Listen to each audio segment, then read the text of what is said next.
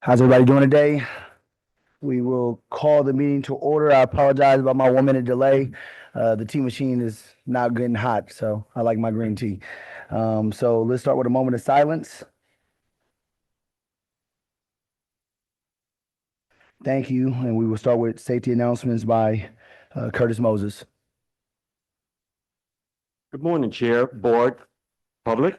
In the event of an emergency, we'll exit out the door here towards my right. We'll continue through the lobby, go across the tarmac, and we'll meet at the corner of Sutter and Channel.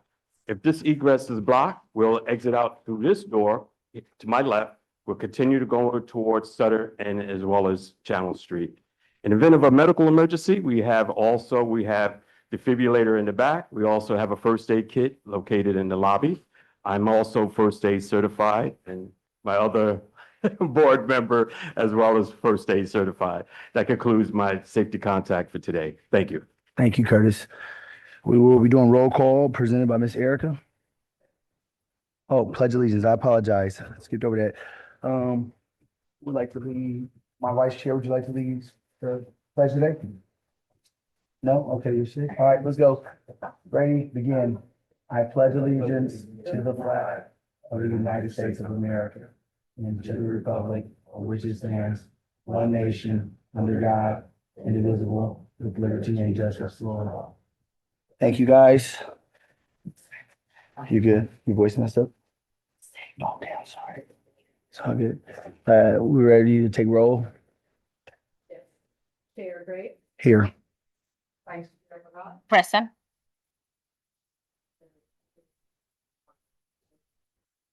Director Song, Here. and Director Tafoya. Here. Thank you. Thank you. Normally different than how we normally do it, but we're going to be going to a closed session to start off the meeting. Going over a conference with legal counsel. And so we just close it out, right? All right, we're going to start with a closed session. Thank you, guys.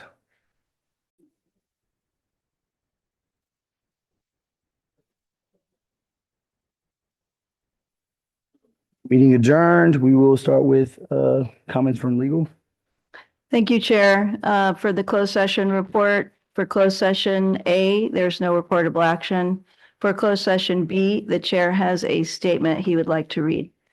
Thank you. After the last meeting of the RTD Board of Directors, questions were raised regarding the board's compliance with the Brown Act, specifically whether the board took action at the meeting to prohibit public criticism or RTD policies, procedures, programs, services, or the actions of the board. As a meeting of the record shows, the board did not take any action to prohibit public criticism. In fact, all members of the public who wanted to provide public comment did so. It is important to be aware that RTD board members as individuals have the First Amendment right to speak on matters of concern to RTD and may do so within the limits of the Brown Act, including by briefly responding to public comments. Individually, board members may also point out factual errors and correct false statements. All actions of the board are taken by a formal vote at a public meeting. After receiving public comment, individual board members' comments are not a formal action of the board. The board is and will continue to comply with the Brown Act as it is our First Amendment right. To remove any doubt of this topic at this and every RTD board meeting, members of the public are always welcome and encouraged to participate, including by making statements that are critical of RTD. Thank you. Are going to move on to information items. So item number 8, we are on information to the public comments presented by me. The public is encouraged to comment on each agenda item as it is presented to the RTD Board of Directors. All public comments on items not on the agenda will occur under agenda item number 12. Okay, so right now we're going to item number 9, special presentations presented by Human Resources Specialist Samantha Providence. Hey.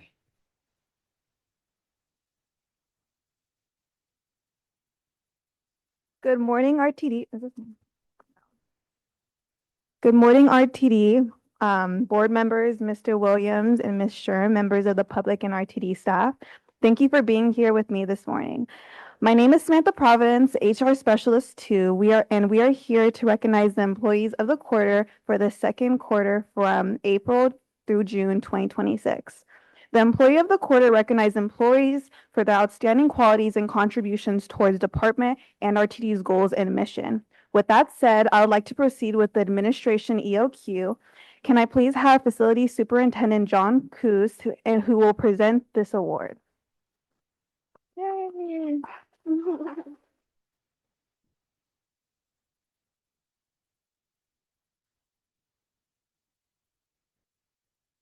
Good morning. Today I have the honor to present Mr. Marco Manzano, Facility Supervisor for Employee of the Quarter. Over the past several months, Marco has demonstrated a level of dedication, leadership, commitment that I have rarely seen in my career. Since February 2026, he's effectively carried out responsibilities of not only his own, but 2 supervisors due to short staffing, all while continuing to provide a high level of service and support that RTD depends. What makes this accomplishment even more remarkable is that he has done so during a period of significant personal adversity.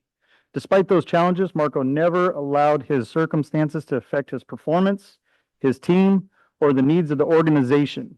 He has remained focused, professional, and fully committed to RTD every single day. During this quarter, Marco consistently managed multiple crews that consisted of technicians and porters, overseeing critical projects, responding to urgent operational issues, addressing safety concerns, and supporting executive level requests. No matter how many competing priorities come his way, he handles them with professionalism, accountability, and a positive attitude. His reliability is second to none. Since rejoining RTD in 2022, he has not taken a single unscheduled sick day. He routinely works extended hours, often sacrificing personal time to ensure the department moves forward without interruption. During a period of increased workload and organizational change, he has become a steady, dependable leader that employees and peers and management can count on. In addition to his daily responsibilities, Marco has played an instrumental role in numerous department initiatives, including the successful completion of stormwater maintenance contract, implementation of Fastenal vending program, and the advancement of several key contracts and facility improvement projects that are currently underway. His contributions extend far beyond what I can capture in this single nomination. What truly sets Marco apart is attendance and reliability. He never seeks recognition and is always willing to step up wherever help is needed. He leads by example, supports his team, and consistently places the needs of RTD above his own. Simply put, Marco has exceeded every expectation placed before him. His leadership, his work ethic, reliability, and dedication make him not only deserving of this Employee of the Quarter, but truly an example of what excellent looks like. So can you please help me congratulate Mr. Marco Manzano for Employee of the Quarter? You want to say anything? You have anything you want to say?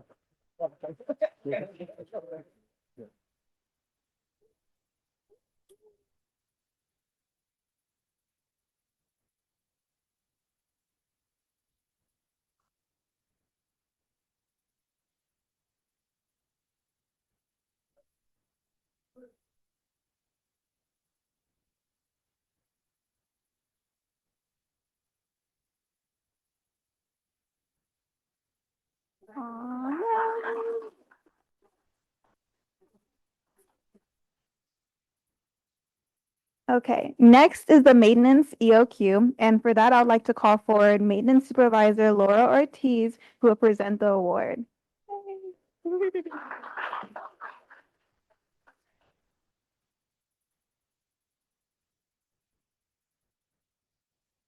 Good morning, Chair and members of the board. My name is Laura Ortiz, Maintenance Supervisor. Today, I have the privilege to recognize an employee whose dedication, growth, and commitment have been a meaningful impact on our maintenance team. Since joining RTD in May of 2024 as an Electronics Tech C, this employee has quickly advanced through the rankings, earning promotions to Electronics B in 2025 and Electronics A in 2026. During a critical transition in our electronics program, he stepped up without hesitation, taking additional responsibility and becoming a dependable resource for our team. He has also played a key role in preparing our new hopper fleet and our new Gillick hybrids buses for service, helping ensure safety and reliability. Please join me in congratulating RTD's Maintenance Employee of the Quarter, Enrique Hernandez.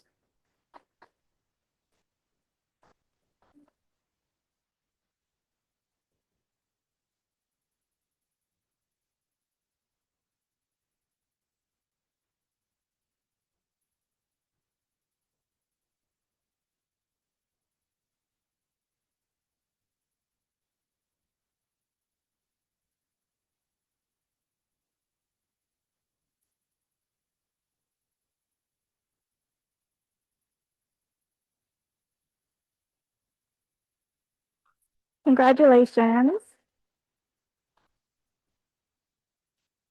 Last but not least, the Transportation Employee of the Quarter. And for that, I'd like to call forward Transportation Supervisor Nicholas Zoles who will be presenting this award.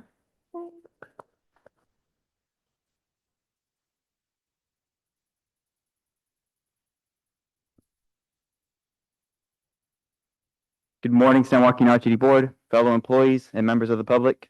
My name is Nicholas Zols. I'm a transportation supervisor here at RTD. San Joaquin RTD employees represent our agency every day by providing reliable and professional transportation to the community we proudly serve.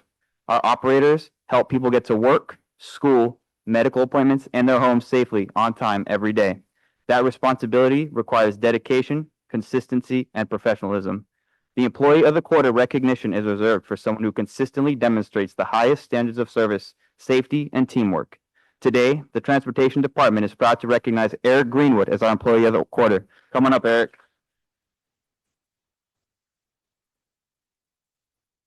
Eric stands out for his exceptional work ethic, dependability, and absolute dedication to San Joaquin RTD. He is exceptionally hardworking and always willing to step up when needed and brings a consistently great attitude to the workplace. Eric can always be counted on to perform his duties reliably with a positive spirit that lifts up everyone around him. Throughout his career, which began in October of 2025, Eric has maintained a commitment to safety and operational excellence. He always receives wonderful feedback from our customers and peers alike, demonstrating the patience and excellent service he provides to everyone he interacts with. Eric consistently represents RTD in the best possible way and sets a strong example for others to follow. So everyone, please join me in congratulating Eric Greenwood on being the Employee of the Quarter for the Transportation Department. Thank you, Eric.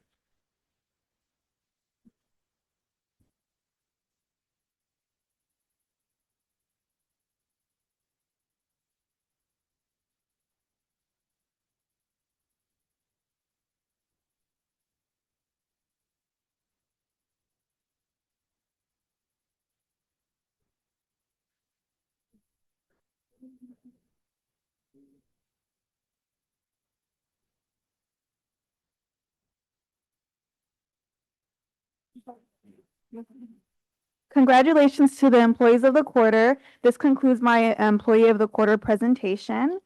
One second.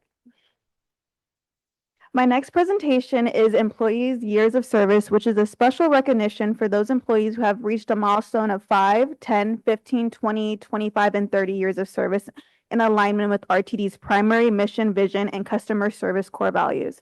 With that said, Transportation Supervisor Nicholas Zoles will present the Transportation Department's Year of Service Awards.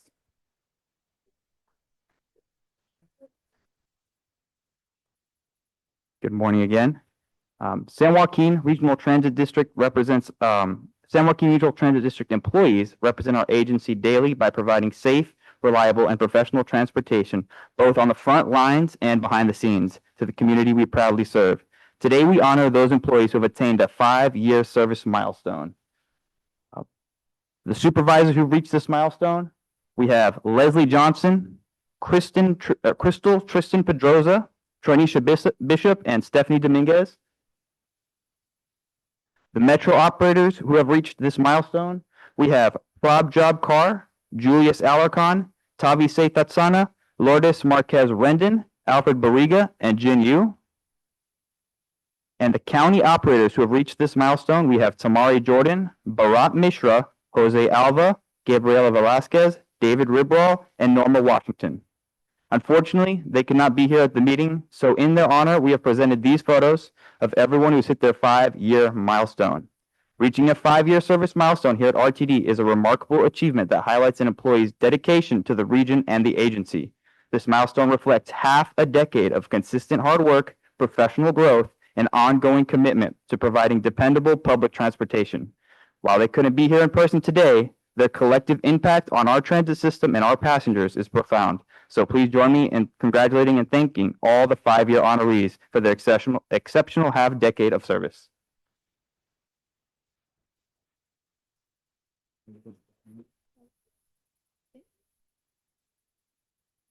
Next, I'd like to call forward Facility Supervisor Marco Manzano, who will present the Facilities Department's Years of Service Award.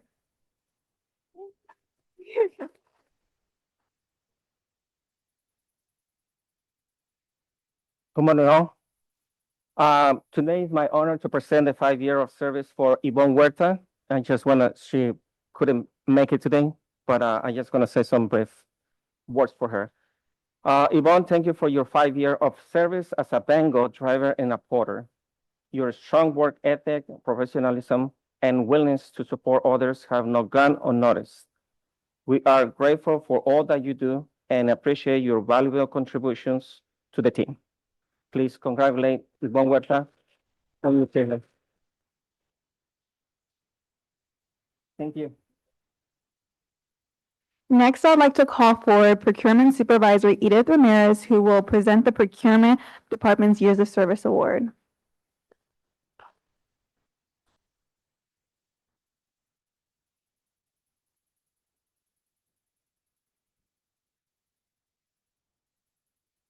Good morning, everybody.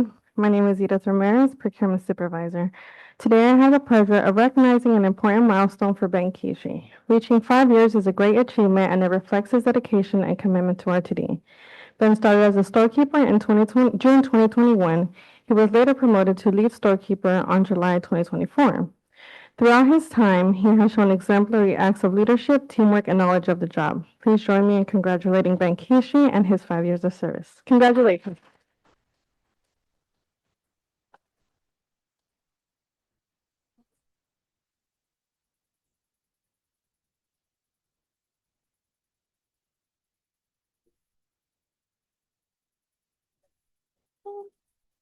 Yeah.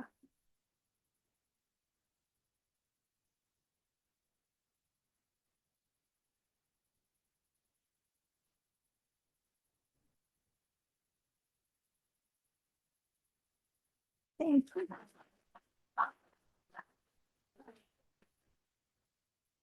And last but not least, I'd like to call for Maintenance Supervisor. Oh, I'm lying. Oopsies. Sorry. Congratulations to everyone on the Years of Service Awards with RTD, and that concludes my years of service. Oops. Oh wait, I'm lying. Sorry. Okay. And last but not least, I'd like to call forward Maintenance Supervisor Laura Ortiz, who will present the Maintenance Department Years of Service Award. Sorry, I forgot.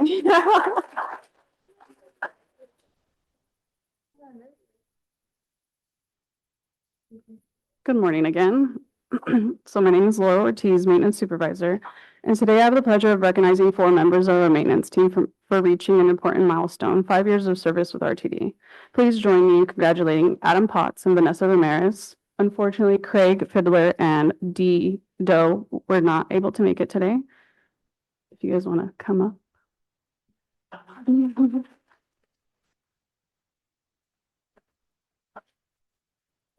That's okay.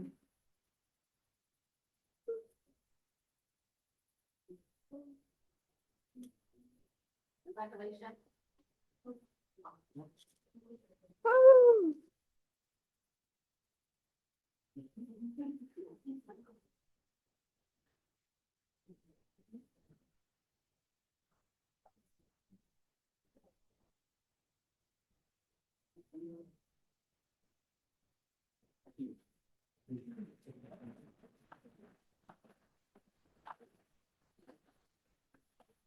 Okay, congratulations to everyone on your years of service with RTD. And now this concludes my employee years of service presentation. Thank you, guys.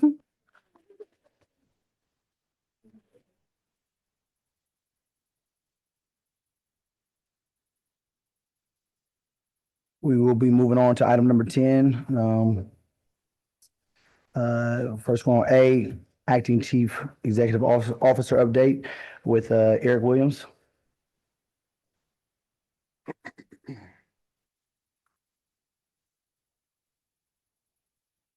I would like to first provide a correction from my previous update at the last board meeting when I mentioned that board member Donald DeFoye accompanying my team to Santa Cruz Metro. I forgot to mention that board member Seha also attended the trip to Santa Cruz. My apologies for leaving you out of that last board meeting information about the trip. My team has scheduled a retirees listening and discussion meeting for September 2nd, 2026 at 1 p.m. here in the boardroom. This is an open meeting for retirees in which they have an opportunity to share concerns and experiences such as discuss issues affecting retirees, ask questions and provide feedback, other ideas and suggestions for the future, connect with fellow retirees. Erica Franco, our HR administrator, can be contacted if you have any questions at 209-467-6648.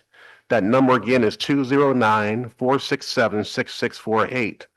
I would like to provide a quick summary of the current status of the pension.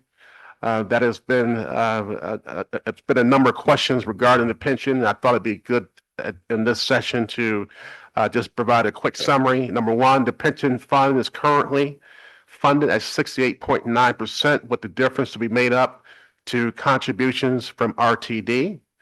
There are no possibilities of insolvency under current operating conditions for current retirees. And lastly, a comprehensive analysis of the program with union participation is needed to identify ways to increase the program's self-reliance and funding, thereby reducing contributions from program participants in RTD. I would like to say that the pension and retirement did not happen overnight. This is something that has been going on for quite some time. And this administration, as you remember in my last report to the board, I said I would make this a priority, and you have my promise that I am making this a priority for our retirees and future retirees as well. Also, the retirement board meeting is scheduled for August 27th of this year. So again, the retirement board meeting is scheduled for August 27th. Now, on August the 10th, 2026, my team and I including Chair Derek Graves Jr., met with San Joaquin Council of Governments executive team to discuss the following matters: short-range transit plan and one and done process, RTD board voting, Measure K funding, and SB 125 funding. Let me start off with the short-range transit plan. On June 25th of this year, under the previous interim CEO, was the adoption of the short-range transit plan for the next 10 years that SJCOG found to be defective and not reasonably sustainable. In order to be eligible for the new one-and-one process, one-and-one done process that is being implemented to receive up to $85.6 million in funding that will be available to bus providers. Per the proposed process, no one agency can receive more than 50% of the $42.8 million of the funding. All existing Measure K commitments will be retained. It is anticipated that the call for projects, and Erica, you can show the next screen, please. It is anticipated that this call for projects will be implemented by January 2027. And as you can see on the screen, unclaimed SB 125 for phase 1 and phase 2 is at $47.3 million. Measure K bus transit availability is $38.3 million, and Measure K passenger rail. So the key thing when you see Measure K passenger rail, that is specific to rail. They have availability of $29 million. So the total approximate competitive pot is at 114 million. SJCOG recommended that RTD update the short-range transit plan to reflect today's operation and capital needs and focus on the first 4 years of the short-range transit plan, although my team, we have already been working on updating the short-range transit plan. Should that short-range transit plan be realistic and reasonable, SJCOG anticipate RTD will receive millions from this call for projects. This would be an opportunity to reassess all of RTD's capital needs, operational needs, service needs, introduce technology, passenger amenities, and new service concepts. I would also like to recommend to the board that in our next board meeting to have a visioning session and with the board to discuss how they want and how they see RTD in the next 4 to 10 years and work towards an update of the short-range transit plan no later than November 2026. So our goal is to have a revised short-range transit plan in November of this year. Next, RTD board voting on SJCOG board of directors. We did discuss the need for RTD board member that serves as an ex officio on the SJCOG board of directors voting on the SJCOG board. Based on actions back as far as 2012, when moving ahead for progress in the 21st Century Act or MAP 21 was enacted and required a public transit representative from the Metropolitan Planning Area, better known as MPA, serve on the SJCOG board of directors for large urbanized areas. The SJCOG staff and board held multiple discussions with RTD during this period, and at the May 2017 SJCOG board meeting, after a meeting with the city of Stockton, San Joaquin County, SJCOG, and RTD, the RTD chair at the time agreed that the status quo was reasonable and will rescind its request for a dedicated voting seat and will rely on the 3 votes from the city of Stockton and 3 votes from San Joaquin County to advocate for RTD's interests, as well as the RTD ex officio member will engage with the SJCOG board more on RTD's interests. This action was amended in the SJCOG bylaws and certified by the Federal Highway Administration and FTA in 2017 and 2021 as acceptable.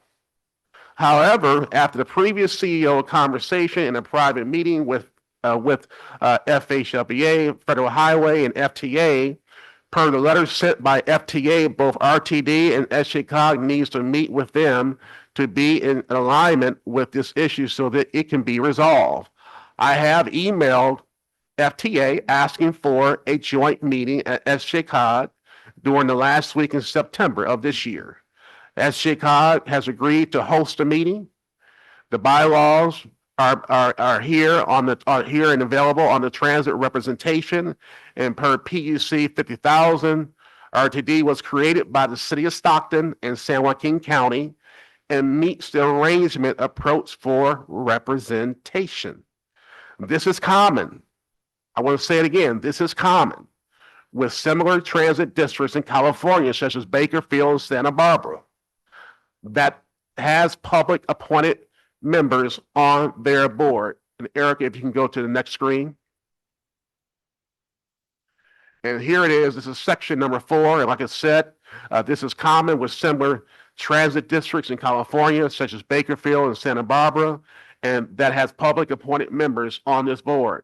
This is something that we have been doing forever. This has never been an issue. This has never been a concern. And in my position, this is a local matter, not a federal matter. Next, Measure K, CMAQ, and STBG funding. SJCOG has agreed to assist RTD in reconciling its Measure K funding to ensure that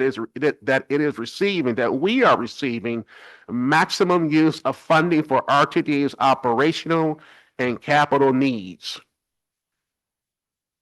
Erica, you can go to the next screen. Thank you. RTD per ordinance can receive a minimum of 50% of the Measure K funding to support its operational and capital needs, as you see on the screen. This reconciliation would be included in the upcoming revision to the short-range transit plan, as I mentioned earlier, as well as pursuing projects allowable in Measure K, which promotes bus services between the cities within San Joaquin County for trip purposes. Expenses for capital such as vehicles and operations are eligible. Funding is used for bus programs to promote peak hour, commute service, as well as bus services for the elderly and persons with disabilities. These funds can be used for park and ride lots, express bus services, greater frequency on existing peak hour routes, trip reduction programs for new employment centers, and service to other counties. The Bus Rapid Transit Capital provides funding specifically for infrastructure to support bus rapid transit service. Bus Rapid Transit Services provides express bus services with fewer stops and higher frequencies that are similar to light rail. Bus Rapid Transit requires priority to be given to buses through traffic signal priority and could allow buses to run on designated high occupancy roadway lanes or separate lanes, including off-roadway corridors. Bus Rapid Transit can also include interregional and intercity commutes, intercity and elderly persons with disability bus services. SJCOG has advised RTD that it is eligible for the Congestion Mitigation Air Quality, better known as CMAQ, funding, which could pay for new emerging service concepts, replacement buses that are electric or diesel hybrid, for instance, that a call for projects will be released very, very soon. A total of $24 million is available. We did discuss the use of state transportation block grant funds. While RTD is eligible, generally the cities, and this has been pretty much the history for the last few years, that generally the cities and the county use this funding for road repairs, and it was advised that RTD not compete against the city of Stockton or San Joaquin County for this funding, but collaborate, such as making improvements to roads that RTD buses travel on, for instance. It is advised that RTD can get all of its funding needs done through the one and done process as well as CMAQ. And in closing, I'd like to discuss SB 125. I prepared a document, a written document out there that you should have received, or that is available for your review. And also, this should help you get a clear understanding of SB 125.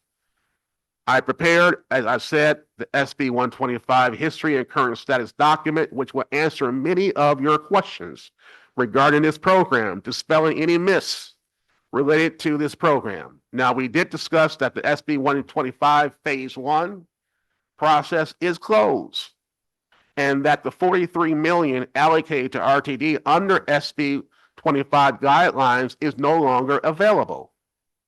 Per the original guidelines, it was mentioned that the funds can be only used to cover deficits related to restoration of services to the fiscal year 2022 baseline, and there was concerns on the previous invoice. That previous invoice was prepared back in the old administration and the last board, not this board. So the invoice that was submitted to SJCOG was not sufficient. We also discussed the fund transfer agreement signed by the previous CEO and the requirements that was in the agreement and approved by the RTD board back in November 2024. While RTD only invoiced for $28,746,000 and left $14 million remaining under the one and done process, RTD will be able to receive up to $42.8 million of the funding based on the updated short-range transit plan for covering operational and capital needs for the next 4 years. I don't know if you're excited, but I'm excited. We will get the funding that is due to RTD, but we got to do it the right way. We are focused on preparing and revising the short-range transit plan, and we plan on having that completed by November 2026. And that completes my update to the board. Thank you. Thank you, Mr. Williams. We will be moving on to information items. Item number 11. Written reports are provided for information only. Staff will be available to answer any questions. So we are on a marketing update. Does anybody on the board need a marketing update? No? Awesome. Okay, we're going to move on to item number B. We do have a public comment from Carl Knox. Or Carl Nate Knox.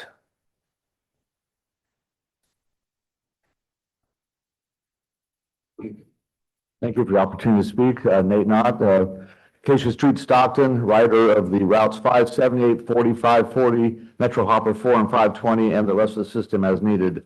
I did ride the bus here today. I just want to mention on 11B, and I'm glad to see that they have a flow chart that's developed. I do commend the board for doing this. And I know some of the information presented here would probably fill in these blanks later. I just want to point out that on the capital flow budget, the cash flow spreadsheet, that for capital spending on two different categories, the projected capital cash inflow and the projected capital cash outflow, this spreadsheet actually shows zeros for the last 10 months of the fiscal year. There's no way that that's actually a reality. So I'm hoping that these numbers are going to get filled in very soon.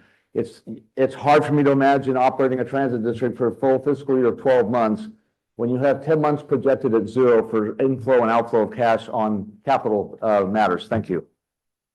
Thank you, sir. Do you guys any updates on any other items? No? Okay, we will have a public comment from Nate Knox again for item number 11E.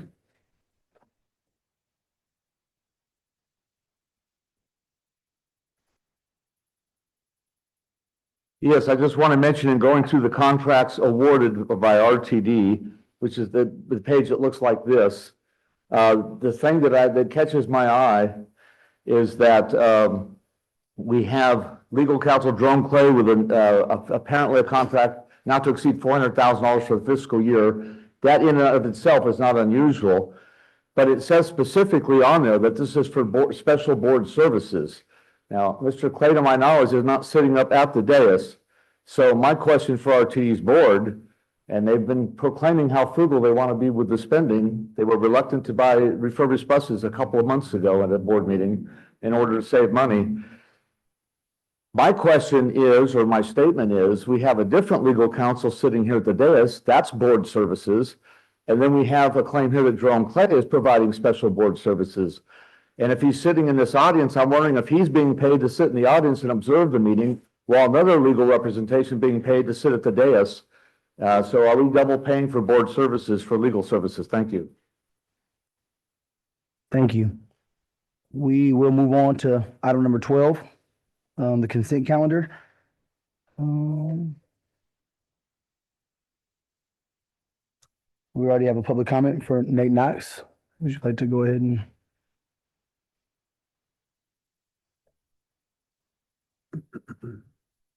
Yes, I just want to comment that when you have the minutes of the previous meeting, it's customary, and I've seen this for 30 years, I've seen this in board meetings. When you have the minutes, you name the public speakers of the previous meeting with a 1 or 2 summary of what they said. For the second meeting in a row in the minutes under public comments, it says there was 2 speakers, but it doesn't name them or have any summary of what they said. Thank you.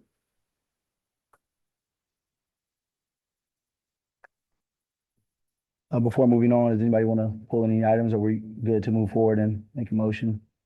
Make a motion to approve. Hold on, we have one more public comment. Sorry. Nate Knox, 12C. Would you like to?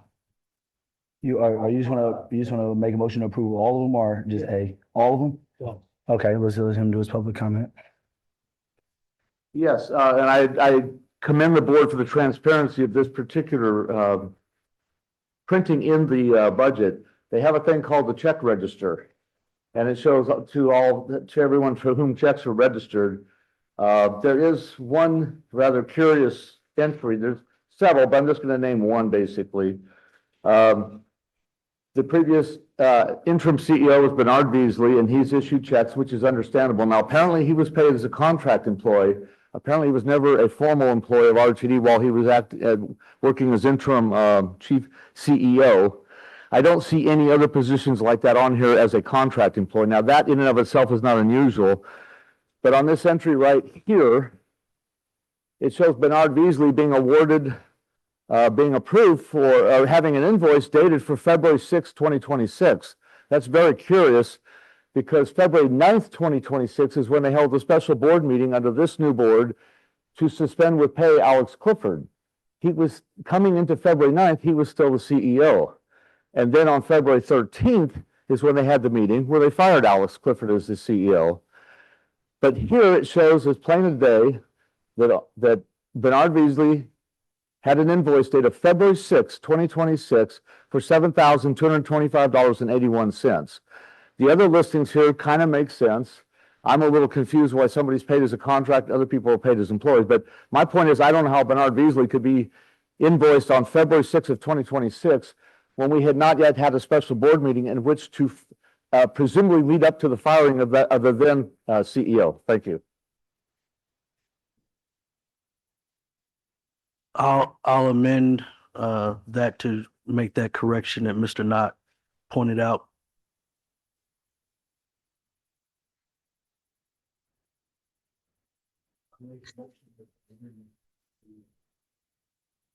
Fix that error of the date.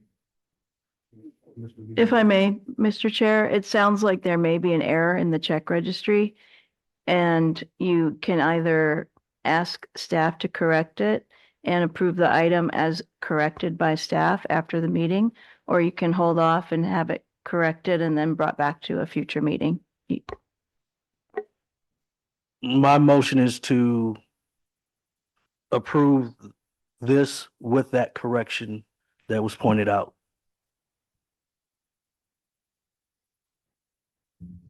Would anybody like to second it? Okay, I second the motion.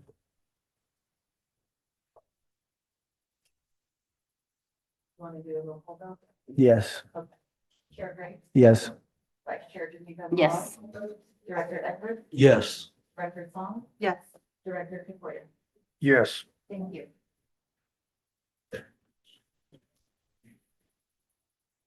We are moving on to item number 13, action items.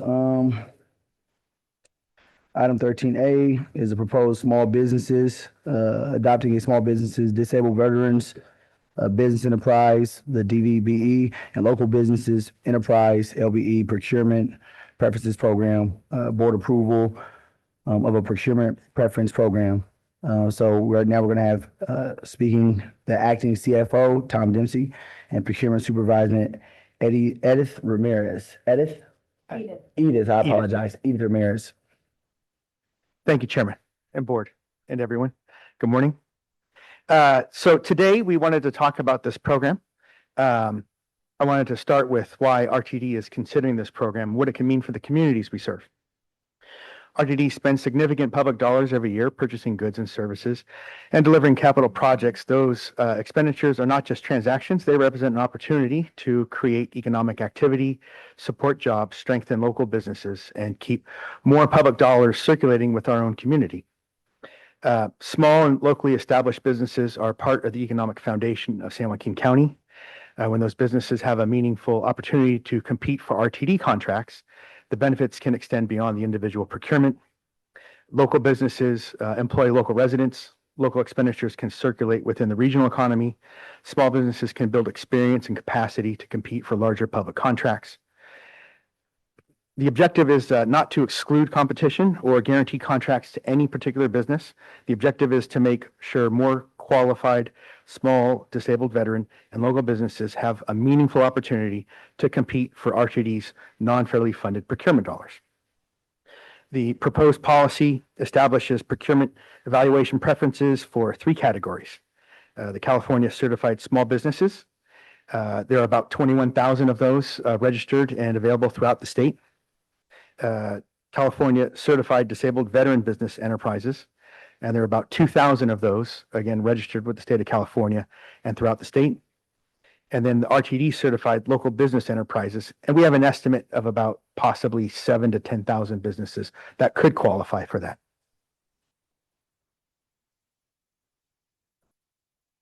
Importantly, these are evaluation preferences. They do not change the contractor's performance obligations after award. RTD also retains discretion regarding the preferences and when they are appropriate, taking into consideration things like the availability of qualified businesses to perform the work, subcontracting opportunities, funding restrictions, and of course, RTD's own budget. Supporting local businesses is specifically designed to ensure that the benefit is directed towards businesses with a real presence in San Joaquin County.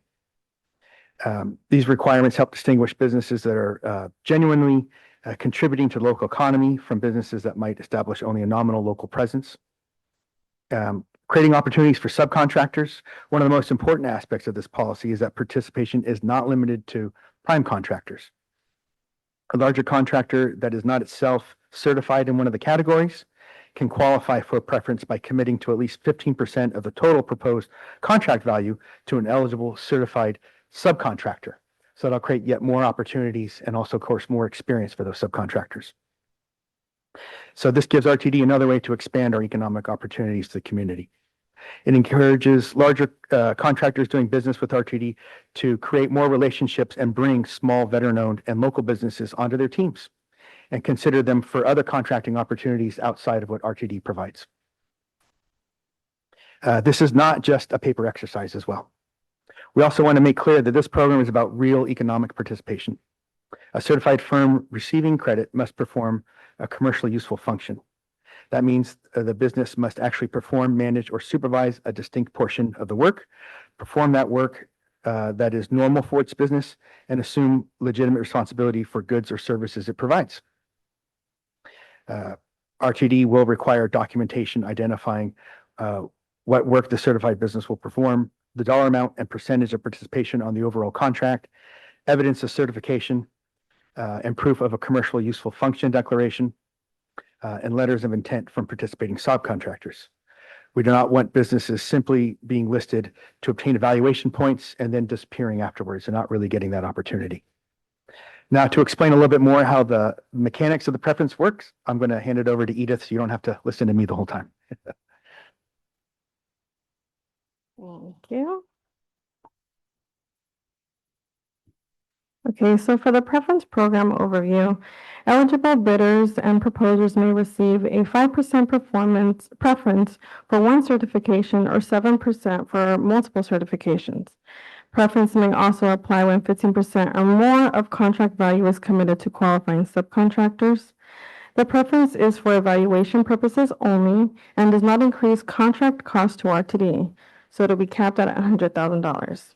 So for the program integrity and compliance, certified subcontractors used to obtain a preference generally cannot be replaced without RTD approval. Any substitution may be justified and replaced with another qualifying subcontractor when required. Contractors must report certified participation throughout contract performance. For fair competition and accountability, the program supports small and local businesses while maintaining open, fair, and competitive procurement.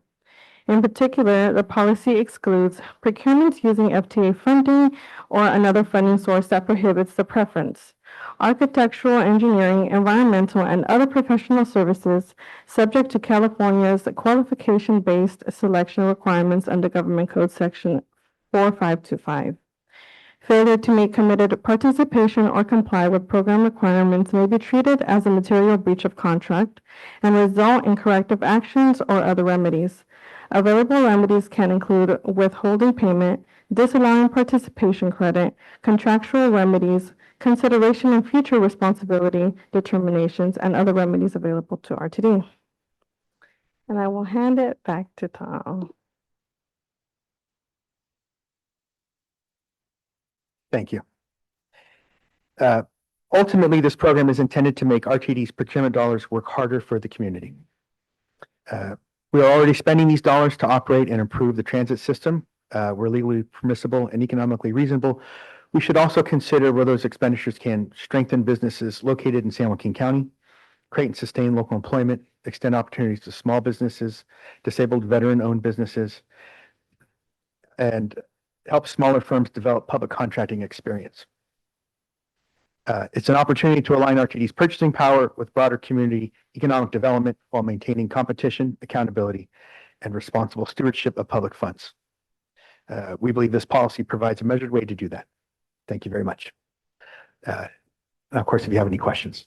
No, I just want to say thank you guys for putting this presentation together. I love community. I love giving everybody an opportunity to, these firms and veteran-owned businesses, small businesses, local firms. So just have a seat at the table and have an opportunity. Nothing's guaranteed, but I love fair. So thank you guys. I love this procurement policy as well. So, I'm in support of it. Anybody else? I make a motion to approve. Second that. We have a second. Can we get a roll call, please, Erica? Chair Graves, Yes. Vice Chair Marat, Yes. Director Edwards, Yes. Director Song. Yes. Director Tafoya. Yes. Thank you. Thank you.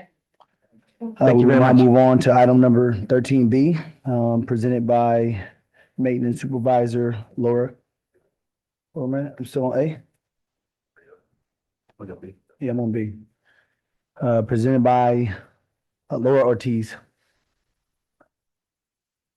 Good morning, Chair. Good morning, members of the board. Good morning, everybody from RTD.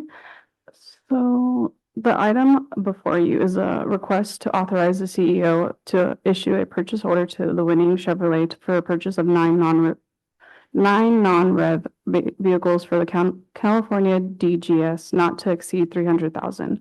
RTD's Transit Asset Management Plan establishes a useful life benchmark of 10 years or 100,000 miles of a non-rev vehicle. Maintenance staff has identified 9 2014 vehicles assigned to transportation that had exceeded their useful life and are due for replacement. These vehicles are used for transportational personnel to support daily operations and respond to issues throughout RTD service areas. The purchase support our FTA transit asset management and state of good repair requirements. Staff recommends that the board authorizes the nine replacement vehicles not to exceed 300,000. Here are the 9 vehicles that we have identified. If you guys have any questions.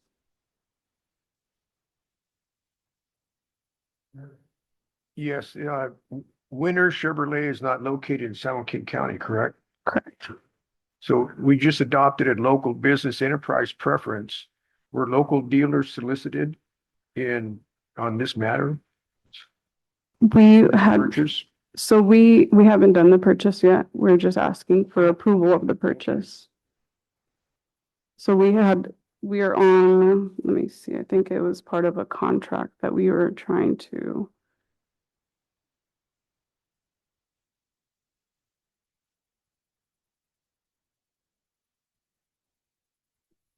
So sorry, I thought I had it on here. I know that we were trying to go with the contract that was already set up for this, but we haven't awarded it. So. Any other questions? I do have a question. What happens to the vehicles after disposal? We put them up for bid, Okay. so we bid all the vehicles off. And then are there hybrid or electric options that were evaluated in the pricing as well? We are going to look for hybrid or electric options, yeah.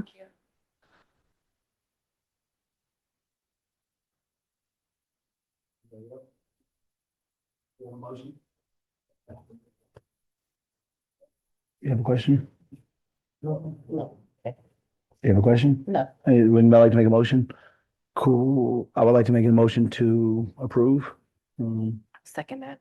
Second that. Roll call, please. Chair Graves, Yes. Vice Chair Marat, Yes. Director Edwards, Yes. Director Song, Yes. Director Tafoya. Yes. Thank you. Thank you. Thank you. We will move on to item 13C, presented by Acting CEO and COO Eric Williams. Thank you, Board Chair. Public transit works only when the public feels safe using it. Over the past several months, riders, bus operators, community organizations, and district staff have raised increasingly urgent concerns about safety and security at RTD bus stops, transit centers, park and ride lots, maintenance yards, and aboard RTD vehicles.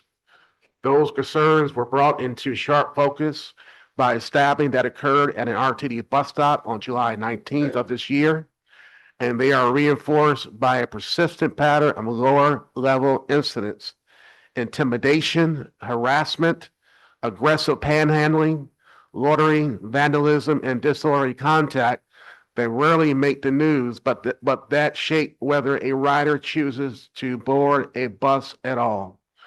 Following my operational assessment of current coverage, I bring forward an expanded security plan.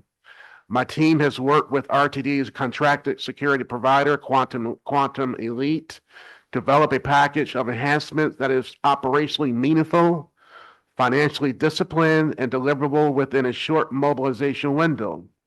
The resulting amendment, number 1, is presented for the board's consideration. The proposal has 2 components. Number 1, a 24-hour security dispatch, rider assistance hotline, and technology platform. A single, always staff point of contact that coordinates every officer in the field and gives riders a published non-emergency number to call when something is wrong, but a 911 call is not warranted. The contractor will staff this function 24 hours per day, 365 days per year, but would bill RTD for only 16 hours per day, absorbing the remaining 8 hours at no cost to RTD. The second item, an expanded security presence. A second overnight patrol unit that eliminates RTD's current single point of failure during graveyard hours, and a minimum of 5 ununiformed officers riding RTD buses every service day.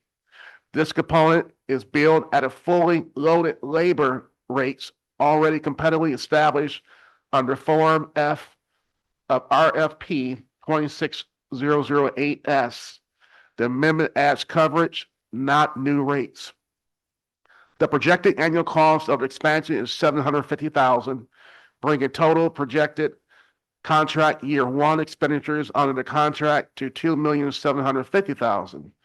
Staff recommends that the annual not to exceed authorization be set at $3 million for each of the contract years 1 through 3, so that the contractual 3% annual escalation is absorbed within a single authorization, and staff is not required to return to the board each year for a routine increase. Staff believes that this investment is justified on 3 independent grounds. It responds directly to documented rider and operator safety concerns. It supports ridership growth, including the significant influx of students riders anticipated under the RTD's expanded partnership with Stockton Unified School District. And it is expected to materially reduce RTD's exposure to premises liability and personal injury claims, where the cost of a single serious incident can approach or exceed the entire annual cost of this program. Staff wishes to be direct with the board and with the public about what this program is and is not. RTD is not a police department. RTD does not have and should not be expected to have the budget or legal authority of a municipal law enforcement agency. What RTD can do and what this amendment is designed to do is put more trained, visible, radio-equipped personnel in the places where our riders wait and travel. Give riders a real number to call and a real person to answer it. Document what happens and get help moving faster when it is needed. In a true emergency, the answer remains 911. And in many situations that fall short of an emergency, but still leaves a rider feeling unsafe, unsupported, or unattended, RTD will now have an answer of its own. The recommended action before the board is authorizing myself to execute a contract amendment number 1 to contract with Elite Private Security Services, LLC, to modify the scope of services and increase the annual not to exceed amount to $3 million for a maximum contract value of $9 million. That completes my request. Thank you, Mr. Williams. Comment from me, I think that we just approved that in March, I believe, or earlier this year. As far as students, all students, not just Dr. Unified, as long as they have their student ID, are able to utilize their services and provide. And I was a student, went to Webster, Stagg, Chavez High School in the bus. My mom was a single parent. So the bus system, RT, is meaningful to me, and I understand without this, back then we used to have to pay, I think $2 and then 10 cents for a transfer. Nate Knox, you might know about that, the 10-cent thing back in the day. So just knowing that, and with the high crime in our city, as you said, somebody did get stabbed a few weeks ago at one of our bus stops. I'm all about safety. I'm a head coach currently at Chavez High School, so I do like the fact that safety is first for us. Yeah, it's important. It's a step in the right direction, and I like the direction we're going. So any other comments from you guys? I do have a comment. We always talk about ridership all the time and how that is an impact for us, right? For me, the impact will be that you doing, right? Because we need more riders, but we need safety of RTD. Just getting on the bus, even though getting on the bus, being bored, getting into the bus with your family, because I used to ride the bus with my children, knowing that we had to go to a second stop and be able to be safe because we have to wait there until the bus comes, and doesn't matter of the timing. So this is amazing. I mean, what you're doing, and especially calling the hotline to 24 hours, making sure somebody's in the other line, because if you call 911, sometimes they're not going to be there right away. So having that 24-hour hotline is, so thank you. Yeah, and in conjunction with that, we recently had a stabbing at one of our stops. I used to live out in that area, but also I drove out there recently after dark, and it is dark, very dark. There's no lighting whatsoever. I don't think we can overlook the incident like that and then do nothing. This amendment is our part in the small part, but it's our making sure that our riders feel safe and make sure our employees feel safe. With the city hall just a couple 100 feet recently opening up, I could see ridership improving. If I was a beginning employee with City Hall, I'd like to take the bus to and back home. But if it's not safe, then why would I want to do that? So we need to possibly put up solar lighting up there if it's affordable. Yeah, whatever it takes, but maybe get some lighting in some of the darkest areas that we have as a possible solution. Yeah, thank you. I think that might be a city thing too. Gotta talk to the city about those lights. I don't know if we got control over that. We do have a public comment from Crystal McGee, ATU president.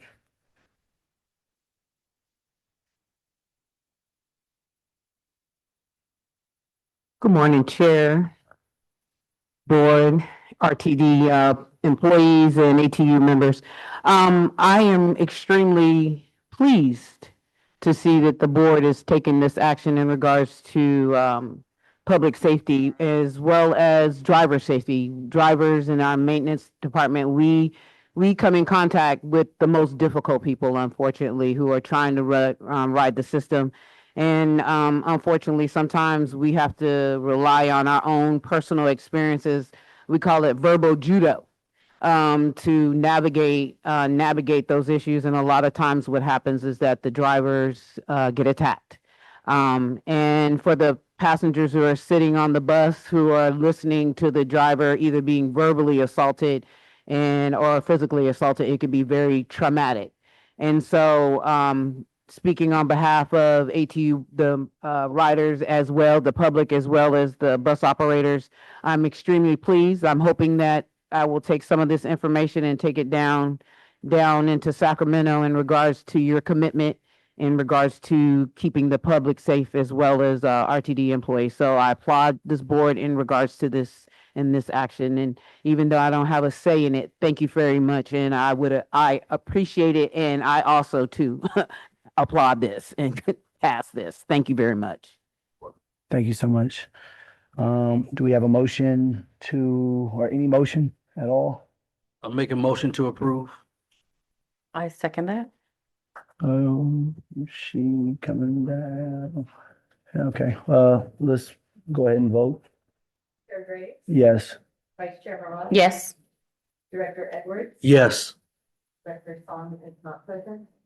Director Tafoya. Yes. Thank you. Thank you. We will now move on to item number 14, public comments for the matters that are not listed on today's agenda. We have one public comment by Nate Knox. Yeah. Each speaker will have 3 minutes.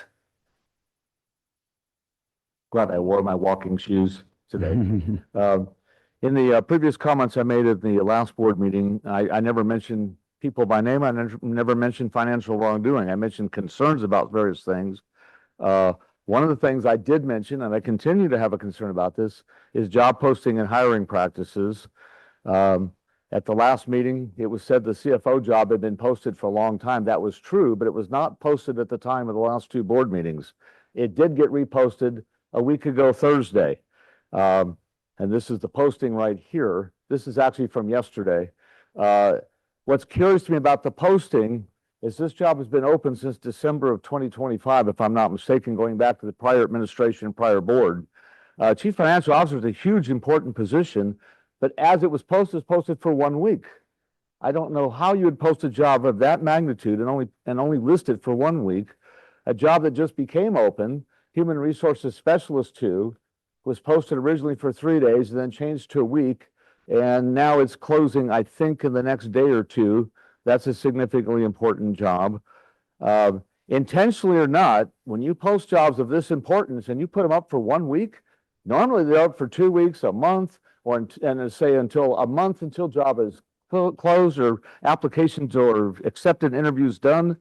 When you post a job for that short a time, that gives the impression that candidates have been pre-chosen for applications to these jobs, and you're trying to limit the application pool to make it easier to choose certain people to be employed. That's the impression it gives. It's not necessarily what's happening, but that's the impression. The other thing I want to mention, RTD's on its 4th CEO. If you go back, include Noelle Mink as the acting CEO a couple of times, and she has since no longer worked here, and she was in HR.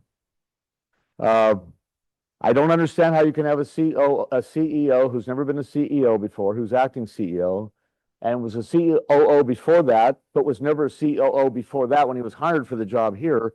I don't understand why, and he's certainly eligible to be in this job, but I don't understand why the RTD board has not posted a CEO job and done an executive search to find qualified, experienced CEOs with experience and a proven track record at other transit agencies for the opportunity to apply for a job here. So I just have to make that statement.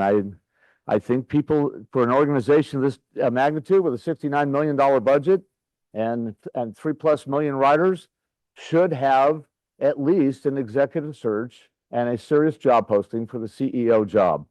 I do commend the board for having come up with a lot more data and material in today's board report. I will mention at the February 20th board meeting, which was the first one for several members on this board, under the previous administration,